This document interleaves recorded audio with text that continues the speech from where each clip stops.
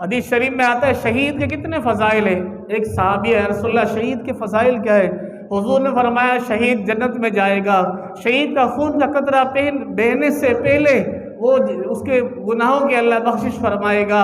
وہ صحابی جانے لگا، حضور نے فرمایا ایک بات اور سنتے جاؤ، یغفر للشہید الا الدین، شہید کے اللہ گناہوں کو تو معاف کرے گا لیکن ایک ایسا مسئلہ ہے، اگر قرض اس کے ذمہ تھا، قرض ادا نہیں کر سکا، اگر مر گیا تو اس کا وہ گناہ معاف نہیں ہوگا، اور یہ شہید اس کے یہ گناہ معاف نہیں ہوگا، جنت میں جانے سے رکاوٹ بن جائے گا. اندازہ لگائے شہادت کا مرتبہ، جسے قرآن نے کہا زندہ ہے، اس کا بھی اگر قرض ادا نہیں کر سکا زندگی میں وہ معاف نہیں ہوگا. تو یہ قرض اتنا بڑا معاملہ ہے. آج ہم اس کا لیا، اس کا دیا، اس کا لیا، تو اہمیت ہی نہیں ہوتی اور بڑے ہوشیار بن کے پھر رہے ہوتے فلاں نہیں، اس سے یاد ہی نہیں ہے، اس کے ذہن میں ہی نہیں ہے.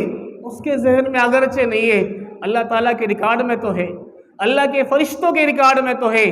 کل قیامت کا دن ہوگا، یا تو بندہ ثواب دے گا، ثواب نہیں ہوگا، نیکیاں نہیں ہوگی، اس کے گناہ اس کے سر پر ڈالے جائیں گے.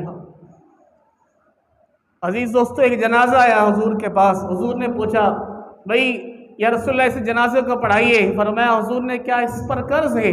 حل علیہ دین، کیا اس پر قرض ہے؟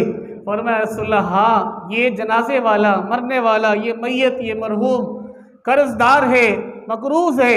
حضور نے فرمایا صلو علی صاحبکم، مشکات شریف کی روایت ہے، فرمایا اپنے ساتھی کا جنازہ تم پڑھ لو، میں محمد ایسے شخص کا جنازہ نہیں پڑھتا. ایک صحابی ابو قتادہ رضی اللہ عنہ کھڑے ہوئے، یا رسول اللہ جو اس کا قرض ہے میں ادا کرنے کو تیار ہوں. پھر حضور نے اس کا جنازہ پڑھایا. یاد رکھے میرے تیرے مرنے کے بعد جس اولاد پہ ہمیں بھروسہ ہے وہ قرض ادا کرے گی؟